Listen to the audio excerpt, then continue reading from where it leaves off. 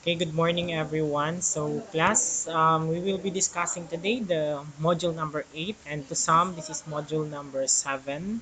So bakit po paiba-iba tayo? Kasi po some of the students are still using the previous year's module because of the low budget of our school. So quarter number 2, module number 8, to some it's module number 9. So today we will, or module number 7 or module number 9. Today we will be discussing about solving linear equations, inequalities in one variable. So ano po ibig sabihin nitong linear equations? When you say linear equations, it talks about line. It is the equation of a line. And inequalities naman po, it is the equation of the line inequalities of or the solutions to the linear inequalities. That is one variable. Ibig sabihin po ng one variable, isang unknown lang po yung meron. So let's continue. Today, we will be discussing the following things. We are going to find the solutions of linear equation inequality in one variable and to solve linear equations and inequalities in one variable using the absolute value by graphical and by algebraic methods. So to begin with, let us discuss first the lesson number 1 about solving linear equations and inequalities in one variable. So the first topic that we will be discussing this morning is about the properties of equality. What are these properties of equality? From the word equality, meaning equal po yung ginagamit natin. In other words, gumagamit po tayo dito ng tinatawag na equation. So, required po dito ang equation sa properties of equality.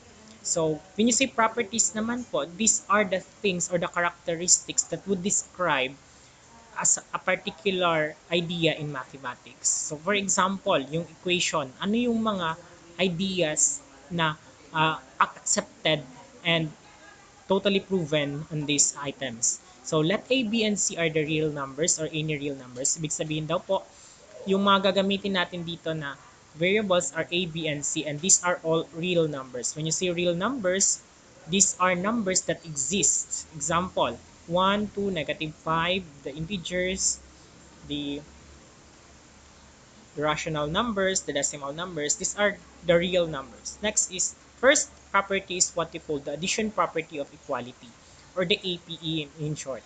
So, sabi po dito, if A equals B, then A plus C equals B plus C. Ibig sabihin daw po niyan, kung meron daw tayong A, tapos meron daw tayong B, and they are both the same, pag nag-add ka daw ng isang number dyan, which is C, nag-add ka rin dito ng number na any number which is also C, ang sagot din po are the same.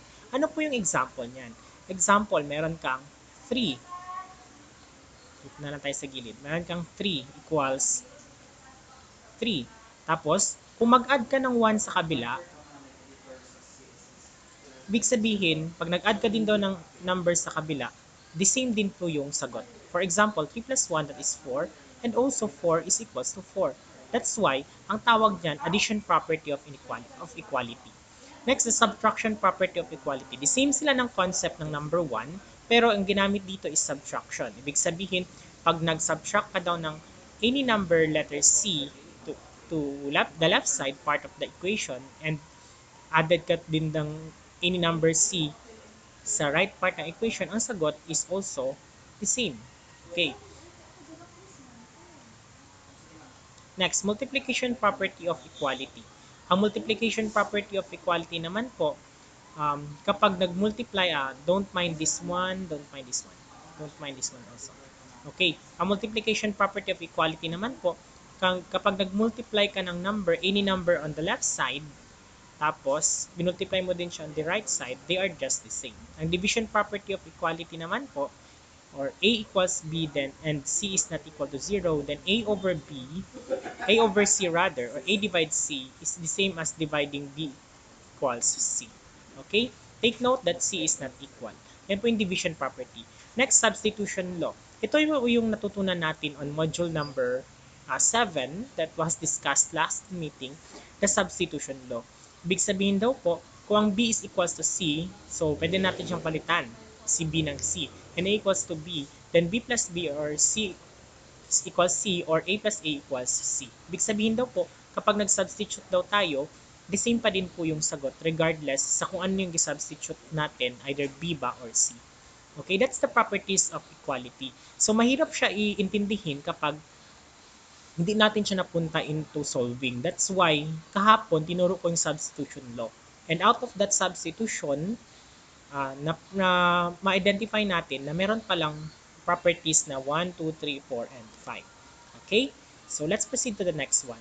Other properties of equality is what you call the reflexive property. Ito reflexive naman po, para pong reflexive, para po siyang mirror. Yung A equals A, of course, B equals C, C equals C. Next, the symmetric property naman po. If A equals B, then kapag binaliktad mo siya, B is also equal to A.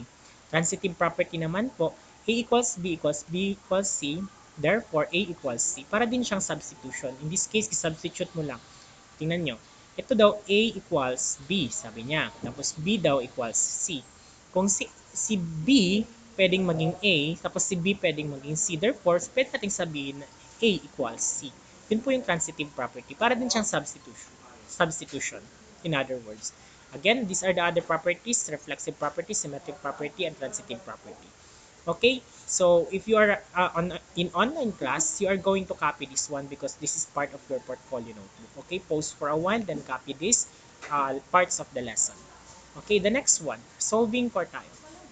Solve each equation using the properties. So, gamitin natin yung properties na yon. So, try muna natin dito. So, 2x minus 4 equals x plus 6. Okay.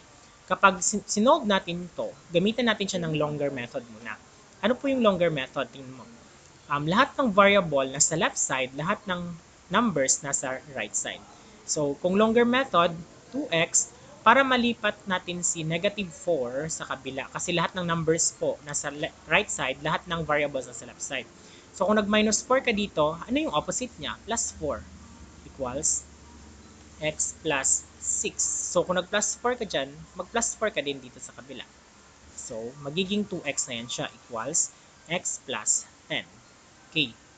Now, ililipat naman natin si x sa kabilang side. So, anong gagawin natin? Positive x man siya. So, gagawin natin siya ng minus x plus 10. So, kung nag-minus x ka dito, mag-minus x ka din sa kabila. Next to x minus x, that is, ang invisible 1 po ito. So, 2 minus 1, that is 1. And 1x ang sagot, or invisible 1, then x. Then, x minus x, 0 is plus 10. So, plus 10 is positive 10. Pwede pong invisible ang 10. Okay, ganyan po yung longer method. Pero merong shortcut niyan. Yung shortcut, yung you don't need to add and subtract. Yung tinatawag natin na others would say this one as transposition property sa common mathematics. If you are familiar with that, sa common mathematics, gumagamit sila ng tinatawag transposition property. But in reality, there is no transposition property. Ang tinatawag po dito is additive inverse. Shortcut natin yung additive inverse. So we had the given 2x minus 4 equals x plus 6. Which one is better? Tingnan natin. So 2x dito, yung x dito sa kabila ilipat from positive x magiging negative x. Tapos itong 4 naman, lipat natin sa kabila from negative 4 magiging positive 4. So 4 plus 6 is 10 and 2 minus invisible 1 is 1. In 1 is visible, so the variable is x. So x equals 10. And that is now the answer. They have the same answer which is 10. Yan po. I-box ko po siya. Okay, the same po sila ng answer pero mas shorter po yung solving dito. Ito po siya mas longer naman po dito sa kabila. Which one is better? The longer method or the shorter method? Okay, sa'yo na po mag-isip. Okay, next, letter B. For letter B, we have the following example. So we have 3/4 x plus 5 equals 8. So, how are we going to solve this one? So, lahat ng variable nasa left side, lahat ng numbers nasa right side or constant. So, 3/4 x remain equals, itong 5 naman po, ilipat natin dito from positive 5, magiging negative 5 na siya. So, 8 minus 5, that is 3. So, 3/4 x.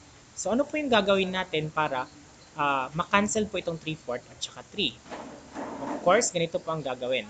Kapag ganyan po, fraction, baliktarin nyo lang po, reciprocal. 4/3. Ito naman po, that is 4/3. So, canceled. Canceled. So, magiging x na po yan dyan. 3 times 4, that is 12, divided by 3. 12 divided by 3, that is equivalent to 4. And that is now the final answer for this letter B. Okay, pause for a while and copy this solving or solution. And we will proceed now to letter C. Okay, so let's proceed to letter C. Okay, for letter C, we have the given example, which is 3 times the quantity x plus 4 equals negative 3. Okay, in this case, naka-parentheses po siya. So, magkakaroon muna tayo ng distributive property na tinatawag. So, 3 times x, that is 3x, and 3 times 4, that is 12, equals negative 3. And lahat po ng variable nasa left side, so remain na po yung 3x, and lahat po ng numbers or constant nasa right side.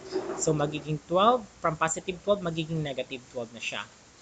Okay, take note, negative, negative po. May utang ka na 3, may utang ka pa na 12. Ilan na lahat utang mo? 15. And utang is negative, so therefore, negative po yung symbol natin. And we now have the given 3x. So, divide both sides by 3. Bakit po by 3? Dahil po ang 3 po ang numerical coefficient ni x. So, cancelled. X, ang target po kasi natin is ma-erase itong number ni nakatabi ni x. That's why divide natin siya sa 3. And 3 divided by 3 is 1x. So, negative 15 divided by 3, that is negative 5. And that is now the final answer for letter C. Okay, pause for a while and copy this one. Next, proceed naman tayo sa letter D. So for letter D, we have the given equation, which is 2 times x minus 3, then the quantity x plus 1. In this case, distributive pa rin po yung process natin dahil meron siyang parentheses. So, punta tayo dito. Distribute muna natin. So, we have 2 times x, that's 2x. 2 times negative 3, that is negative 6, equals x plus 1. And lahat po ng variables nasa left side. And lahat po ng numbers nasa right side. Itong x, from positive x turned to negative x. Itong negative 6 naman, ilipat natin, magiging positive 6 na siya. Next, 6 plus 1, that is 7. 2x minus x, that is x. And x is equal to 7. And that is now the final answer for letter D. Okay, pause for a while and copy this one. Okay, let's proceed now to the next one. The next topic is about the properties of inequalities. Ano po itong inequality? When you say inequality, it uses the symbols greater than or less than, then greater than or equal to, and less than or equal to. Okay, so less than, greater than, less than or equal to, and greater than or equal to. Yan po yung inequality. Okay, the first property is trichotomy. When you say trichotomy, for all real number a and b, only one of the following is true. A less than B, A equals B, or A greater than B. So, kung meron daw po tayong solving, tapos isa lang po ang totoo dyan. Either one of these, either this one, A less than B, A equals B, or A greater than B. So, paano po yan siya mangyayari? So, of course, kapag nagsosolve kayo, maging satisfy lang yung inequality nyo kapag one of this is true. Hindi po pwede na true ito lahat or true ang dalawa. Yan po yung property na inequality. The next one is the transitivity property of inequality. For all real numbers a and b and c, if a is less than b and b is less than c, then a is less than c also. If c is greater than b and b is greater than a, then c is greater than a also. So, para din siyang transitivity property ng equation. Okay, let's proceed to the next one. Addition property of inequality. Sa addition property of inequality po, kapag nag-add ka po sa left part ng inequality, dapat nag-add ka rin po sa right side ng inequality. Next one is the subtraction property. Ganon din po yung concept nun. Kapag nag-subtract ka sa left side, kailangan mo din po mag-subtract sa right side part ng inequality.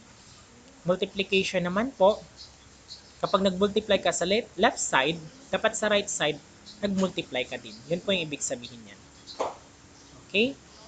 So, that ends our lesson for this activity.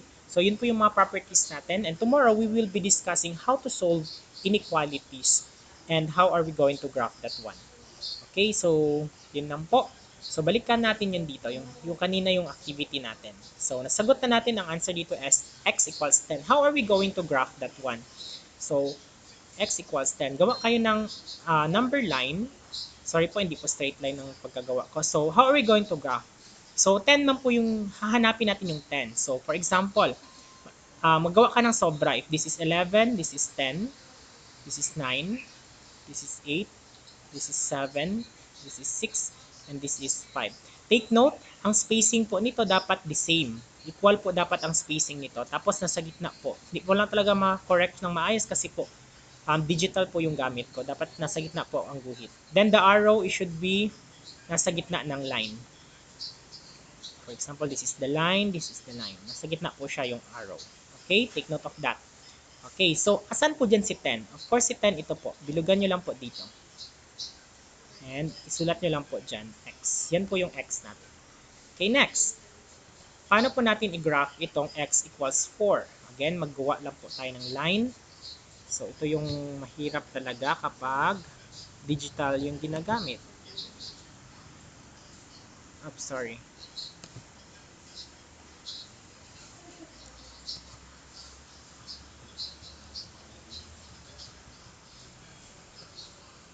Okay, so ganun lang po yun siya paano mag-graph. And that ends our lesson. So I hope you enjoyed that one. So stop ko muna kasi po nawala po ang aking presentation. And di ko na po yun mabalik kasi cancel po ang napindot ko. So that ends our lesson. I hope you have learned something. So goodbye everyone. Thank you and God bless.